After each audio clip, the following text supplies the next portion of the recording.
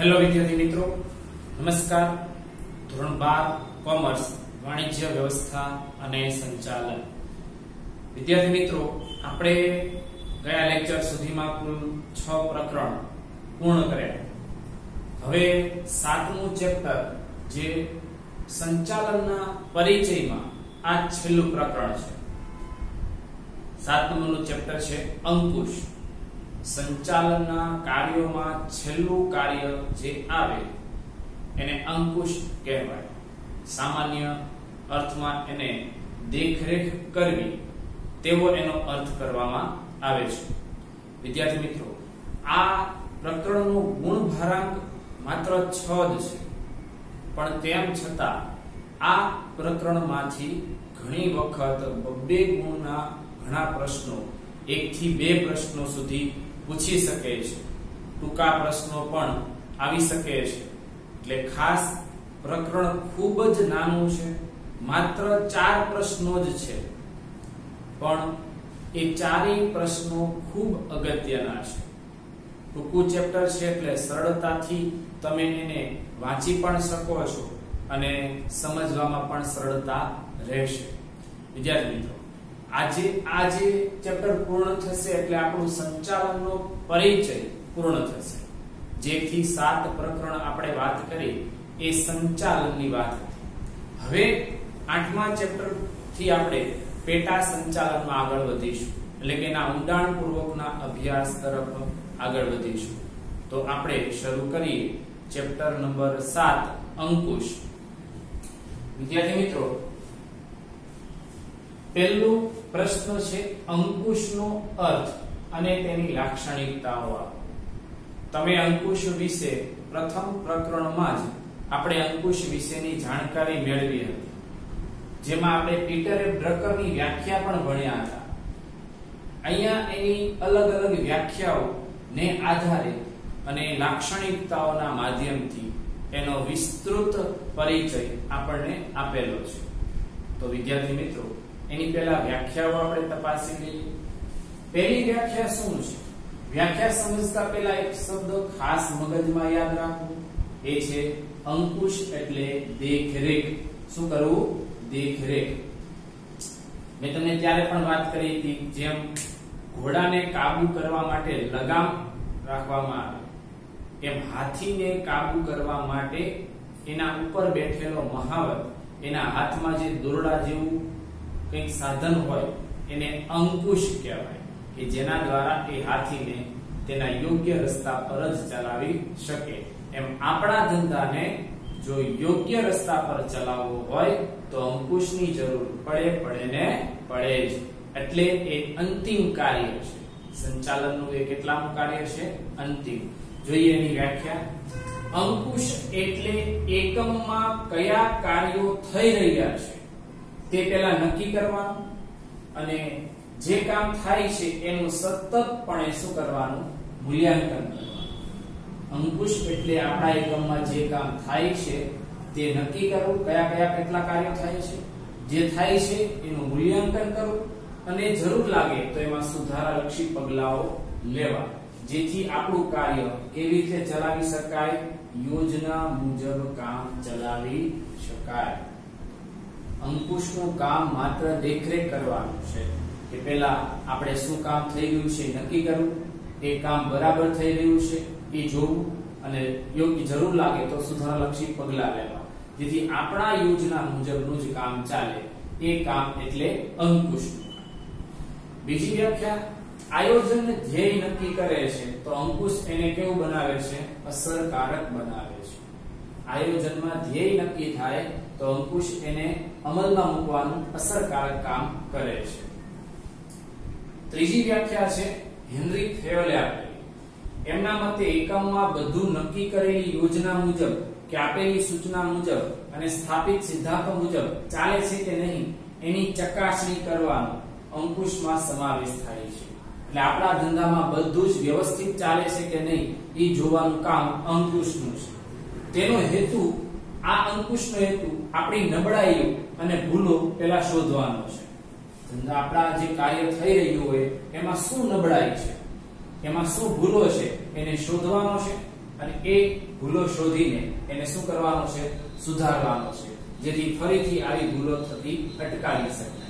Henry ફેરલના મતે ધંધાની દરેક પ્રકારની વ્યવસ્થા ઉપર દેખરેખ કરવાનો છે અને દેખરેખ કરવાનો આશય એની નબળાઈઓ અને ભૂલો શોધવાનો અને ભૂલો શોધીને એને સુધારી શકાય, જેથી એ ફરીવાર એની દોરણી ન મળે, એટલે કે ફરી થતા અટકાવી શકાય છે. અને ચોથી વ્યાખ્યા જે હતી એ પીટરે ડ્રકરે, જે આપણે પ્રથમ પ્રકરણમાં પણ આપણે આ જ વ્યાખ્યાનો અભ્યાસ કર્યો હતો કે અંકુશ એટલે પ્રયત્ન અને પરિણામ, સાધન અને ઉદ્દેશ વચ્ચે શું કરવાનું, સમતુલા સાધવાનું છે. ચારેય શબ્દોને બેલેન્સ કરવાનું છે. સૌથી પહેલા આપણે ઉદ્દેશ નક્કી કરીએ. એ ઉદ્દેશના પ્રમાણમાં આપણી પાસે શું હોવા જોઈએ, સાધનો. એટલે ઉદ્દેશ અને સાધનો ઇક્વલ થયા. જેટલા સાધનો હોય એટલા આપણે શું કરવા, આપણે પ્રયત્નો કરવા આપણે. એટલે ઉદ્દેશ બરાબર સાધન બરાબર પ્રયત્ન. જો આ ત્રણેય બરાબર હશે તો એ મુજબ આપણને શું મળશે, પરિણામ મળશે. એટલે પ્રયત્નો અને પરિણામ, સાધન અને ઉદ્દેશ, આની વચ્ચે સમતુલા સાધવાનું કાર્ય અંકુશનું છે. અને એક હજી વ્યાખ્યા આપેલી છે કે પૂર્વ નિર્ધારિત ધોરણો પ્રમાણે. પૂર્વ નિર્ધારિત એટલે અગાઉથી, પૂર્વ એટલે પહેલા, નિર્ધારિત એટલે નક્કી કરેલા, પહેલેથી જ નક્કી કરેલા ધોરણો પ્રમાણે કાર્યો થતા રહે તે રીતે પ્રવૃત્તિઓનું શું કરવું, નિયમન કરવું. અગાઉ નક્કી કરેલા ધોરણો પ્રમાણે કામ થાય છે અથવા થતા રહે તે રીતે પ્રવૃત્તિઓનું શું કરવું, નિયમન કરવું. તે અંકુશનું મેઇન કાર્ય છે. એટલે એને અંકુશનું હાર્દ કહે છે. વિદ્યાર્થી મિત્રો, આ ચાર વ્યાખ્યામાંથી તમને હું સજેસ્ટ કરું તો આ એક જ વ્યાખ્યા, જે પીટરે ડ્રકરની વ્યાખ્યા છે ને, તમારે એ જ લખવાની છે. કારણ કે ખૂબ સરળ છે અને ટૂંકી પણ છે. આ તો તમને યાદ રહે, એક કરતા વધારે વ્યાખ્યા યાદ હોય તો લખવાની, તમારે એમાં પ્રશ્નમાં લખી શકો, પણ આ એક વ્યાખ્યા તો ખાસ લખવાની છે, ચારમાંથી એક. હવે આ અંકુશ એ સંચાલનનું છેલ્લું કાર્ય છે. આયોજન પહેલું કાર્ય, બીજું વ્યવસ્થા તંત્ર, ત્રીજું કર્મચારી વ્યવસ્થા, દોરણી, સંકલન અને છેલ્લું અંકુશ. હવે આ છેલ્લું કાર્યનો વિસ્તૃત પરિચય લેવા આપણી પાસે છે એની લાક્ષણિકતાઓ. લાક્ષણિકતાના 10 મુદ્દાઓ છે, જેમાં આજે આપણે આ વિડિયોમાં 4 મુદ્દાઓનો અભ્યાસ કરીશું. બાકીના 6 મુદ્દાઓ આવતા વિડિયોમાં આપણે અભ્યાસ કરીશું. પહેલું લક્ષણ લઈએ તો અંકુશ એ શું છે, તો કે એના આયોજન સાથે સંબંધ છે. અંકુશને કોની સાથે સંબંધ છે, આયોજન સાથે. આયોજન અને અંકુશ બંને એક સિક્કાની બે બાજુ સમાન છે. આયોજન યોજના ઘડે છે અને અંકુશ એ મુજબ કામ થાય છે કે નહીં એ જોવાનું કામ કરે છે. આયોજનમાં યોજનાઓ નક્કી થાય છે, એટલે કે યોજના ઘડવાનું કામ થાય, અને અંકુશ એ મુજબ કામ થાય છે કે નહીં એ દેખરેખ કરે છે. એટલે આયોજન વિના અંકુશ કેવું બને છે, અશક્ય બને. જ્યાં આયોજન હોય ત્યાં અંકુશની જરૂર પડે ને પડે જ. એટલે આયોજન અને અંકુશ સાથે ગાઢ સંબંધ છે કહી શકાય. આના વિશે આપણે વિસ્તૃત પરિચય પણ અભ્યાસ કરીશું. 2 ગુણનો પ્રશ્ન પૂછાય છે, એ આપણે આની પછીના પ્રશ્નોમાં અભ્યાસ કરીશું. બીજું કે સંચાલનની દરેક સપાટીએ થતું કાર્ય છે. આપણા સંચાલનની કેટલી સપાટીઓ છે, તો કે 3. ઉચ્ચ સપાટી, મધ્ય સપાટી અને નિમ્ન સપાટી. તો એ અંકુશ એ કોઈ એક ખાતા કે વિભાગ પૂરતું સીમિત નથી. એ સંચાલનની દરેક સપાટી, ઉચ્ચ, મધ્ય અને નિમ્ન. અહીંયા કર્મચારી ઉપર દેખરેખ કરવી પડે, અહીંયા અધિકારીઓ ઉપર દેખરેખ કરવી પડે, અહીંયા ડિરેક્ટરો ઉપર દેખરેખ કરવી પડે. એવું નથી કે ડિરેક્ટરો છે એટલે સંચાલકો કહેવાય, એના પર દેખરેખની જરૂર નથી. ના, સંચાલનની દરેક સપાટી પર કાર્ય સોંપેલું હોય છે, દરેક પર દેખરેખ થાય છે. અંકુશનું કામ સંચાલનની દરેક સપાટીએ કામ કરતા અધિકારીઓ કે હોદ્દેદારો દ્વારા એમના તાબેદારો કે કર્મચારીઓ ઉપર એ દેખરેખનું કામ કરતા હોય છે. આના ઉપર દેખરેખનું કામ આ કરે, આના ઉપર દેખરેખનું કામ કરે, અને આ રીતે ઉપરથી નીચે તરફ દેખરેખનું કામ ચાલે છે. અંકુશના પ્રમાણમાં વધારો ઘટાડો એ સંચાલનની સપાટી પર ડિપેન્ડ રાખે છે. અહીંયા અંકુશની સૌથી વધારે જરૂર પડે તળ સપાટી, કેમ કે ત્યાં કર્મચારીઓ છે. અહીંયા એના કરતા ઓછી જરૂર પડે, અને અહીંયા એકદમ સૌથી ઓછી જરૂર અંકુશની ઉચ્ચ સપાટીએ હોય છે. એટલે એમ અલગ અલગ સપાટી પર એ ડિપેન્ડ કરે છે. એટલે સંચાલનની એ દરેક સપાટીએ કાર્ય થાય છે. એક તો એને અંકુશને આયોજન સાથે સંબંધ છે, અંકુશ દરેક સપાટીએ કામ કરે છે.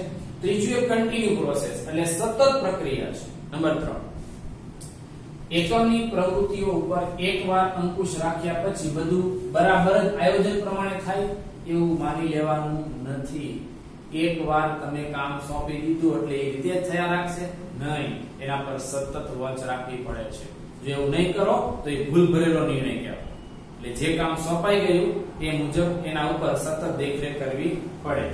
વાસ્તવમાં દરેક કર્મચારીની પ્રવૃત્તિ ઉપર સતત દેખરેખ રાખીને એના વિચલનો એટલે સોંપેલું કામ અને થયેલું કામ વચ્ચેનો તફાવત, એ વિચલનો દૂર કરવા પ્રયત્નશીલ રહેવું પડે છે. વિચલનો એટલે ફરીવાર જણાવું કે તમને સોંપેલું હોય કે એક દિવસના 10 એકમો તૈયાર કરવા અને તૈયાર થયા 8 એકમો, તો કેટલો તફાવત રહ્યો? 2 એકમોનો. તો એ વિચલનો હોય. વિચલનો 3 પ્રકારના હોય: ભૂલો, ખામીઓ અને ત્રુટીઓ. ભૂલો, ખામીઓ અને ત્રુટીઓ, આ ત્રણમાંથી કોઈ એક કારણસર વિચલનો સર્જાય છે, એટલે કે તફાવત સર્જાય છે. તો એ તફાવતને પકડવો, એની ભૂલો પકડવી અને એને દૂર કરવાનો પ્રયત્ન કરવો. ગુણવત્તા જાળવણી અંકુશ અને ખર્ચ ઉપર અંકુશ જેવી મહત્વની પ્રવૃત્તિઓ પણ અહીંયા થાય છે. ગુણવત્તાને પણ જાળવી રાખવું અને ખર્ચ ઉપર પણ કાબુ રાખવો એ જોવાનું કામ પણ અંકુશ અહીંયા કરે છે. વિદ્યાર્થી મિત્રો, ખાસ આ સતત પ્રક્રિયાનું કામ છે, એટલે એક વખત કામ અમલમાં મુકાઈ ગયા પછી એ બંધ નહીં થાય, આ કામ સતત ચાલુ રાખવું પડે છે. કેમ કે ગમે ત્યારે વિચલનો આવી શકે. વિચલનોની વાત તમને ફરીવાર સમજાવું તો વિચલનો એ શું છે? તો વિચલનો એટલે તફાવત. આપણે સાદી ભાષામાં કેવું હોય તો શું કહેવાય એને? તફાવત. કોઈ પણ કામનો તફાવત ક્યારે સર્જાય? તો 3 કારણોસર. એક ભૂલો. ભૂલો કોનાથી થાય? કર્મચારીઓ. ખામીઓ શેમાં હોય? યંત્રોમાં, મશીનો. અને ત્રુટીઓ પદ્ધતિઓમાં, આયોજનમાં વગેરેમાં ત્રુટીઓ હોઈ શકે. કર્મચારીએ ભૂલ કરી છે તોય વિચલન આવે, યંત્રો કે મશીનોની ખામીને કારણે પણ વિચલનો આવે અને ત્રુટીઓને કારણે પણ વિચલનો આવે. આ ત્રણેયમાંથી કોઈ પણ અસરકારક હશે તો શું બને? તફાવત સર્જાય છે. તફાવત કોનો? તો તમે નક્કી કર્યું હોય 10 એકમો એક દિવસના તૈયાર કરવાના સોંપેલા છે, પણ એ કર્મચારી તૈયાર કરે 9 એકમ, તો તફાવત કેટલાનો આવ્યો? 1 નો. એ વિચલન છે. તો 1 એકમ કેમ ઓછું થયું એ તપાસ કરવામાં આવે. કર્મચારીની ભૂલ છે, યંત્રોની ભૂલ છે કે આપણી પદ્ધતિમાં ભૂલ છે, એની તપાસ થશે. એટલે વિચલનોને ધ્યાનમાં લેવા પડે અને એને ધ્યાનમાં લેવા અંકુશની જરૂર પડે છે. ચોથું એ સંચાલનનું છેલ્લું કાર્ય એટલે છેવટનું કાર્ય. સંચાલનમાં આયોજન દ્વારા એકમના ઉદ્દેશો નક્કી થાય. આયોજન દ્વારા એકમના ઉદ્દેશો નક્કી થાય, વ્યવસ્થા તંત્રમાં તેનો અમલ થાય, કર્મચારી વ્યવસ્થા ગોઠવી એને દોરવણી આપવામાં આવે, ત્યાર પછી અંકુશની કાર્યવાહી શરૂ થાય છે. એટલે ટૂંકમાં અંકુશનું કાર્ય શરૂ થાય એ પહેલા અગાઉ બાકીના બધા જ કાર્યો તૈયાર થઈ ગયેલા હોવા જોઈએ. એ બધા જ કાર્યો અમલમાં હશે એના ઉપર દેખરેખ કરવાનું કામ અંકુશનું છે. એટલે એમ કહી શકાય કે અંકુશનું કાર્ય નિયમનનું છે. શેનું છે? નિયમન. વિદ્યાર્થી મિત્રો, અહીંયા આપણે આ 4 મુદ્દાઓને અભ્યાસ કર્યો. હવે આપણે આગળના વિડીયોમાં બાકીના 6 મુદ્દાઓનો અભ્યાસ કરીશું.